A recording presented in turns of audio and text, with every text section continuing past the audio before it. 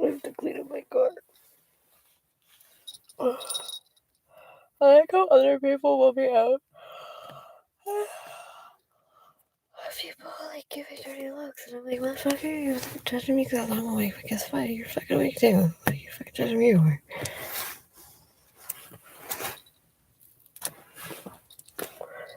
Okay. Clear all notifications. This should take up. Okay. Fuck, I forgot about that. Oh, wow. There's so many tabs.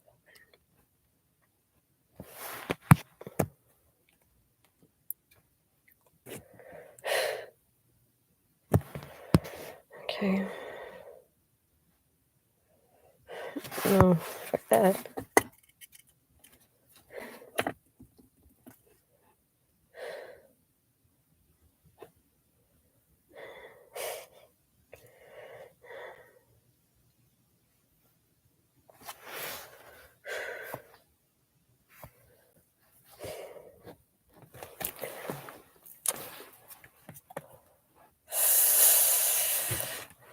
Oh, my eye.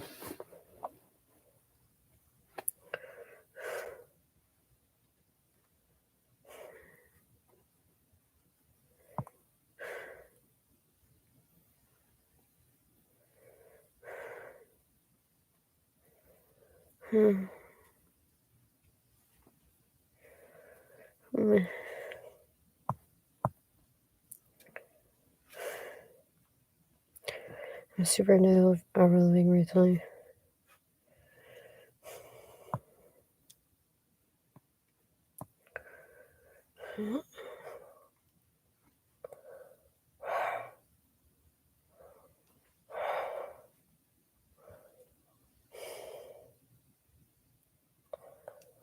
Oh my fucking God. What?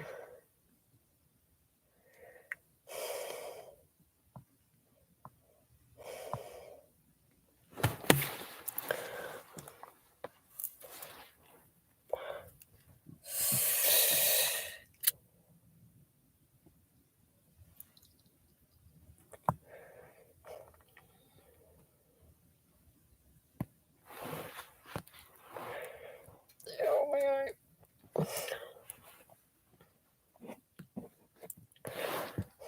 Most bike-friendly of Montreal's 19 boroughs, with a bike score of 94 out of 100. Living here inspired us to start this YouTube channel because the Plateau, alongside a few other bike-friendly boroughs like Rosemont-le-Petit-Patrie, provides a pretty good example of how cycling can work in North America. The Plateau has bike infrastructure going back to the 1980s, including early versions of the two-way cycle track on Rachel Street that were installed in 1989, and is still seeing major improvements to the present day. 2020 saw the creation of an express bike corridor in Saint-Denis, transforming it from a street most people would not be comfortable biking to one of the city's top bike routes, easily surpassing 1 million passengers a year. Living in the Plateau, it was hard not to be impressed at the cycling culture that's developed, where people use their bikes for fun and to get things done. We commonly saw parents taking their kids to school by bike. Lots of residents here bike to work according to the census, and we saw a surprising number of cargo bikes doing deliveries, even in the winter.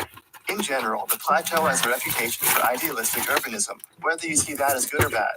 When cycling skeptics, especially from the suburbs, express their concerns and fears about the future of Montreal, they refer to the plateauization of the city. How much space do you think bikes take up in this apparent cycling paradise? 5, 10, 20, maybe 30%? More. Actually, according to a new study, just 2.5% of road space in the Plateau is dedicated to bikes, which includes on-street bike lanes and bike paths, but not lanes with sharrows due to those essentially being a lane for cars where bikes are guests. That 2.5% for bikes compares to 63% of the road space being for cars, including traffic lanes and on-street parking. Yo, what's the study other is fucking focused on road 40% space, though? So those calculations do not include off-street bike paths like those that go through parks, and they also don't consider off-street parking lots, which aren't that common in this densely populated neighborhood, but you can find some, especially on the edges. 2.5% of road space dedicated to bikes is a lot lower than you probably assumed for what is, at least in our experience, arguably the best cycling neighborhood in Canada. You could say that this is a bit of a disappointment. That's the best Canada has to offer, a neighborhood where bikes get 1/25th as much space as cars. Shut the fuck There up, is dude. a much more The fucking bikes.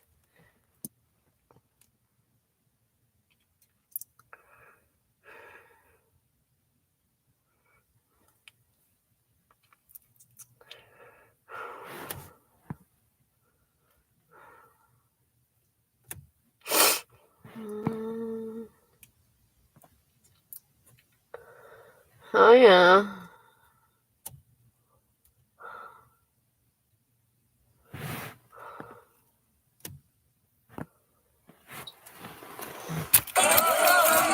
The crisis is worsening along the border between Belarus and Poland. Food, blankets, and other life-saving items are being handed out, but support for the migrants stranded in the freezing cold is limited. Polish officials won't let in the International Federation of the Red Cross and Red Crescent. We are completely unable to reach all those people with critical assistance. Thousands from war-torn and economically challenged countries made their way to Belarus after being told they could cross into Europe.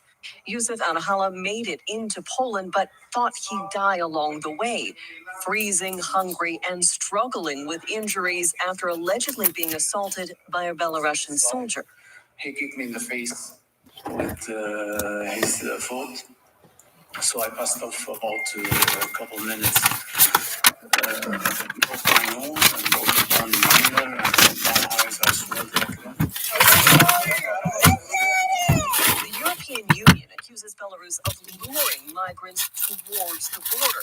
They believe it's retaliation for sanctions imposed on Belarus for human rights abuses.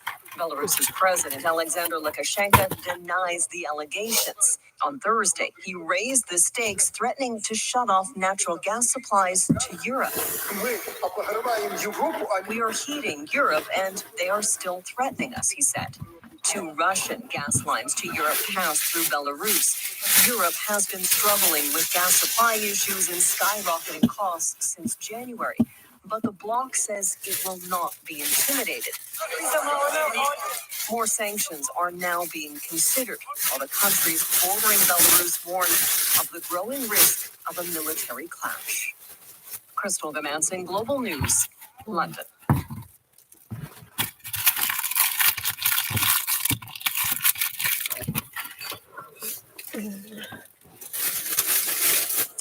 Let's shift our attention to Europe now. It says Russia is trying to destabilize it. How?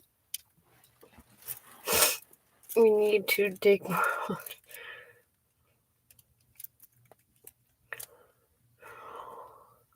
Oh. No.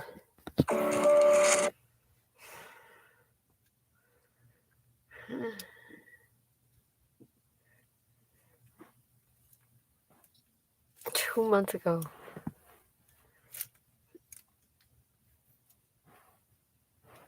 I don't care.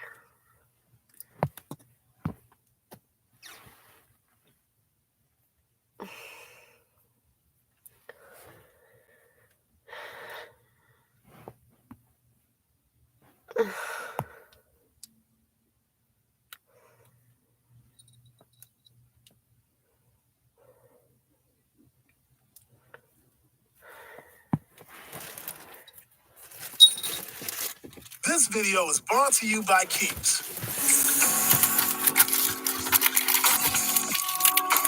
What up, Wisecrack? Greg here. Have you been hustling lately? It seems like everybody is. Whether you're busting your balls at the 9 to 5, or adding an Uber shift at night, or selling your knitted frogs on Etsy, the hustle is real. The culture surrounding hustling means that rest is our last priority. Hustle culture encourages us to spend our free time pursuing money and economic stability by any means necessary.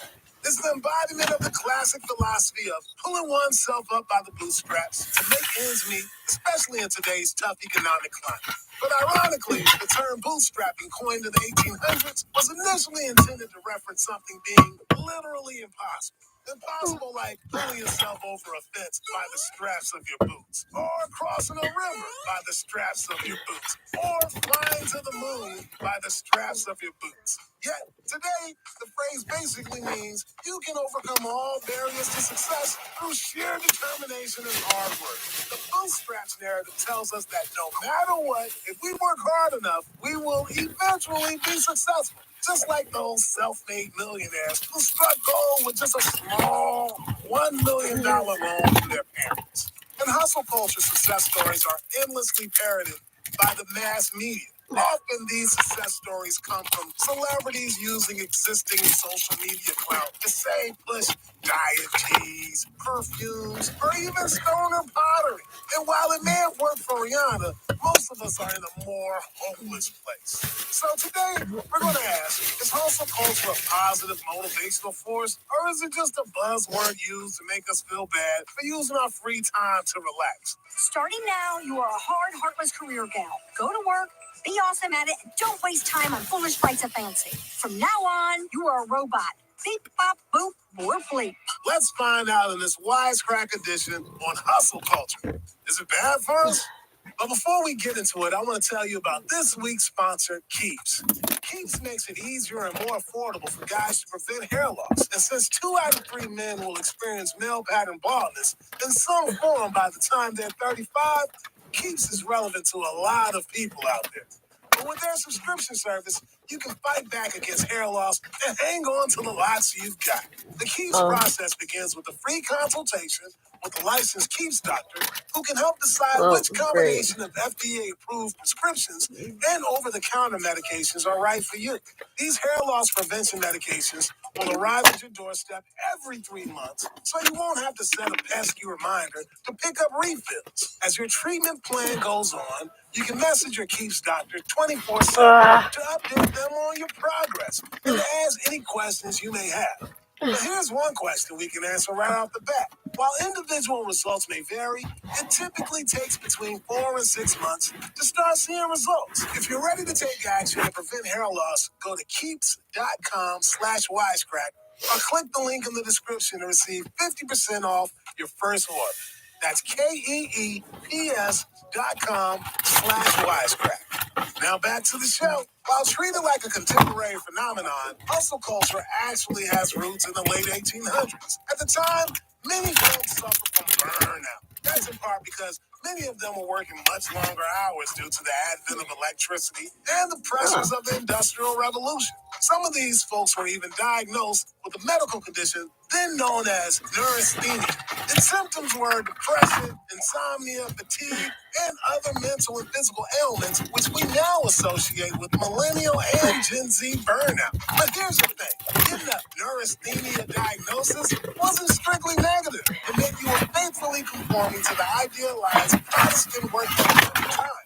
These symptoms were considered a natural part of having an active mind and being a good, hard-working American. In fact, an alternative name was Americanitis.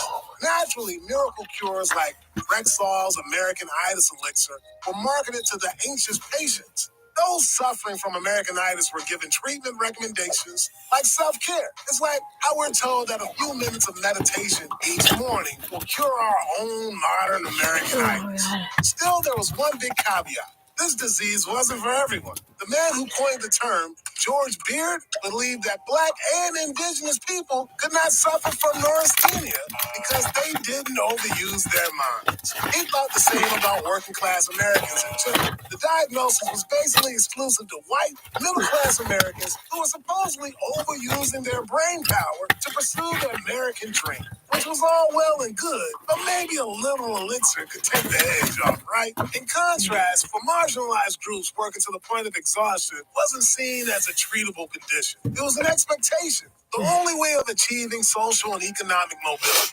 This is how the concept of the hustle emerged in Black communities. The hustle wasn't an option, it was a requirement. If Black folks weren't hustling. They were even stereotyped as straight up lazy. There were tons of pressure to be the model minority, miraculously succeeding in a system rigged against you. Keeping up with the hustle was and has remained a matter of literal survival for Black Americans. It's only recently that the term hustle culture has been commonly appropriated by white people. But the timing of this particular appropriation over recent years is interesting. That's because it coincides with diminishing economic conditions across the board for middle and working class people at large. Today, society applies the same shaming rhetoric to practically everybody, though especially people of color. If you're cobbling together a 70-hour work week and still not getting by, well, the system isn't the problem, man. You're the problem. Whether it's called Americanitis or the hustle, working your butt off has long been intrinsic to the American dream. Now that used to mean working for the same company your whole life, rising through the ranks, and buying a home. And of course, earning a retirement bill with comfort and Caribbean cruises. But in recent decades, as jobs become less secure, that old school American dream was slowly replaced by the ubiquitous ethos of hustle culture. Nowadays, we're told the way to achieve true happiness and economic freedom isn't from working hard at one job your entire life and climbing the corporate ladder. It's from balancing multiple jobs, cultivating a unique side hustle, and maybe striking gold on a late night Dogecoin trade. But why is this all happening in the first place? That is to say, when did hustle culture become so deeply entrenched in our society that people are getting up at 3 a.m. to drive for Uber before a full day of work? A lot of it seems to be the result of one major shift, the erosion of labor unions, which provide a means for the working class to build collective power. Since a bunch of shoemakers first unionized in 1794, American unions have been a way for working class folks to fight back against unfair working conditions. During the Second Industrial Revolution, they achieved things like higher pay, safer conditions, and shorter work days. Back then, unions fought especially hard for a 40-hour work week. Yet today, high-profile business people like Elon Musk tweet things like nobody has ever changed the world on 40 hours a week. And Silicon Valley employees wear t-shirts declaring 9 to 5 is for the weak. Damn. So what's changed? Union membership has declined, and dramatically. In post-war America, 35% of the workforce were in a union. In 1983, that fell to 20%, and by 2020 to 11%. Some of this is because sectors which had high union density have declined, says Cornell professor Kate Bronfenbrenner. Simultaneously, a high number of jobs have been created in newer sectors, like tech, where unions haven't existed before. Union suppression is also rife with companies from Amazon to Tesla to Starbucks actively discouraging their workers from joining unions. Tech companies in Silicon Valley even introduced measures like casual dress, margarita Fridays, and free food to try to reduce union membership amongst its workers. But it doesn't stop at petty attempts to please. Elon Musk illegally coerced employees into not joining unions when he tweeted, "Why pay union dues and give up stock options for nothing?" So what does this decline in union membership say about hustle culture? Well, with fewer people collectivizing to demand a living wage and better hours, we have less control over our income. Indeed, it's no wonder that the stagnation of wages overlaps with the stagnation of unions. Instead of focusing on the collective, we're going at it alone to try and outpace our colleagues and climb the ladder. If working conditions are intolerable, it's not on our bosses for denying us bathroom breaks. The responsibility is on us to manage our own stress. But it's not just the demise of unions that has played a role in promoting hustle culture. It's also the way overworking has been repackaged as proof of work. Hustle culture has a way of changing the narrative from your boss is a dick for making you work weekends to you're doing a great job if you're working weekends. And if you're not, maybe you're just not working hard enough. Under the prevailing hustle culture narrative, when we rise up the ladder due to working overtime or multiple jobs, it's not exploitation, it's a success story. That's even if the odds are stacked against you. If women are having a hard time succeeding in the workplace, they can now girl boss their way out of it. If Angelica's ever going to make it in a male-dominated power structure, she's got to eat, breathe, drink, and sweat self-esteem. When Yahoo CEO Marissa Mayer boasted of her 130-hour work weeks, she wasn't being overworked by an understaffed company. She was girl bossing. The problem is, the narrative of the girl boss takes our attention away from systemic issues, specifically the numerous barriers that women, and especially women of color, already face in the workplace. You know, lower wages, discriminatory hiring and promotion policies, inadequate maternity leave, and so on. Instead, our culture focuses on success stories of Marissa Mayer spending 18 hours a day at her desk. And then we wonder why we aren't doing that too. Hustling also presents a way for people pushed out of the traditional job market to get by. Being your own boss is presented as a way to navigate systemic racism and other barriers to success. And both the gig economy and side hustling have grown with digital platforms. Doing casual freelance work in your free time is easier than ever via apps like Uber, Lyft, Fiverr, TaskRabbit, and so on. In this way, recent tech has ironically helped us move away from the utopian dream that the technology industry preached in its early days. See, the prevailing notion used to be that innovative technology would increase productivity so much that we wouldn't have to work 9-to-5 jobs anymore. Hypothetically, we'd all have a lot more free time. Now, innovative tech just seems to find more ways to fill our free time with more work. This is made all the more depressing by the reality. It's really hard to gain a significant income from side hustles. A survey from Bankrate found that the average monthly earnings from a side hustle were $686 a month. Notably, though, 49% of respondents were making less than $200 a month. The dream of eventually earning your way out of your day job then rarely becomes a reality for most folks. But that doesn't fully explain why hustle culture has become so dominant in recent years. One of the things that makes hustle culture so appealing is the notion that by working really hard, accumulating major achievements, and earning lots of money, you will eventually become happy.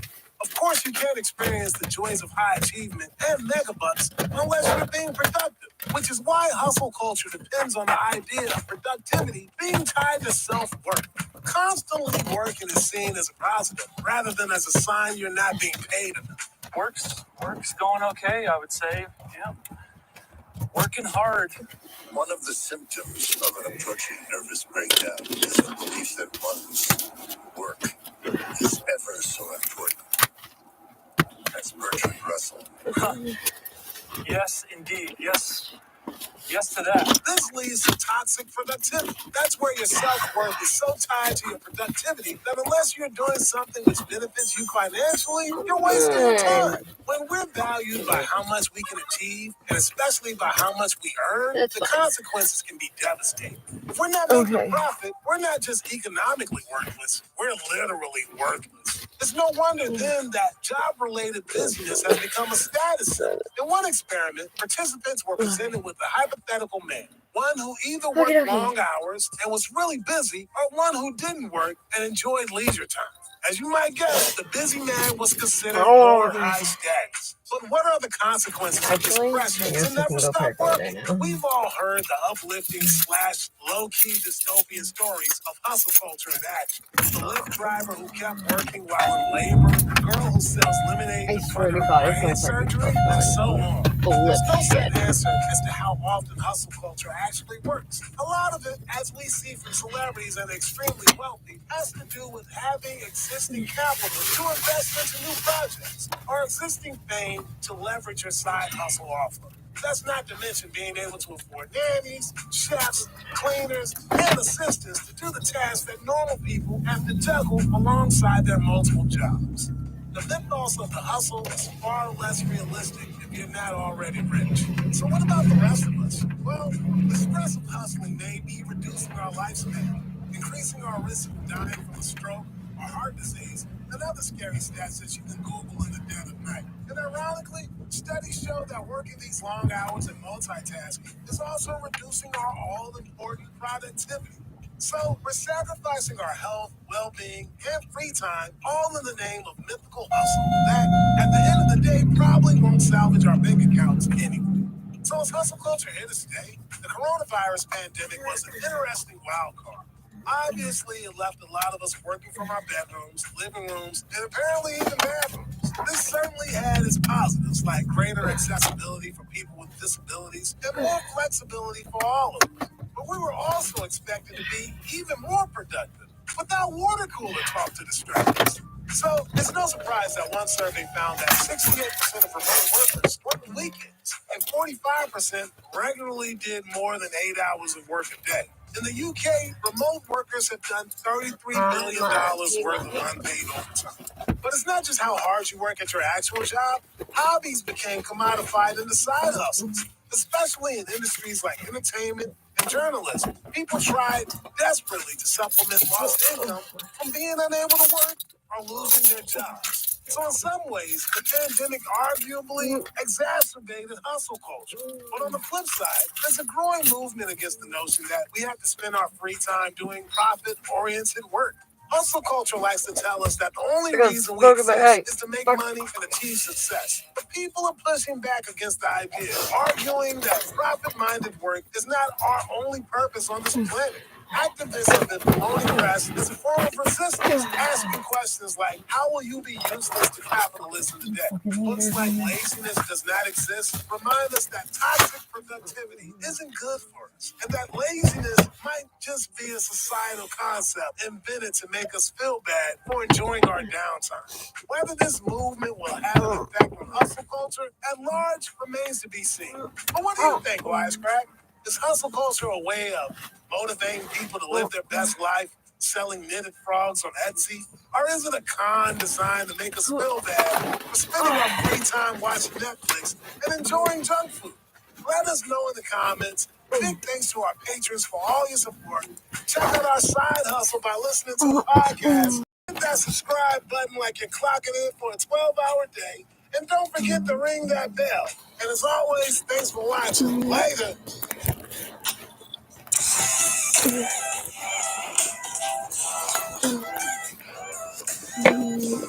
Rinsol's American Idol Elixir was marketed to those ancient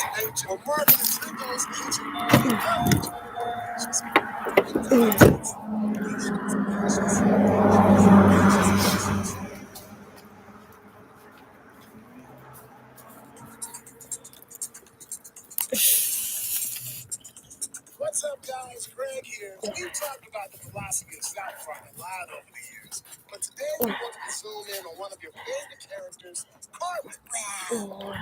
Only 3 more hours, see, people. Yeah. Only 3 more hours and you can take me away from this crappy goddamn planet full of hippies. And try to figure out if there's any philosophical method to his blue beanie madness. At first, this may seem absurd. After all, this is a character defined by his arguably sociopathic tendencies, his rampant greed, and his outlandish schemes. Of course, Cartman's antics never fail to make us laugh, cringe, or both. But is there anything more to him? Specifically, can such a hellish little jerk actually be understood philosophically? That is to say, is there a philosophy of Cartman? Let's find out in this Wisecrack edition on South Park. Is Cartman actually a nihilist? And spoilers ahead for basically all of South Park and 2 kinda cranky philosophers. But first, I want you to ponder an important philosophical question. You guys are asleep. Wisecrack video, but nobody knows that just from looking at you, have you ever really made a sound?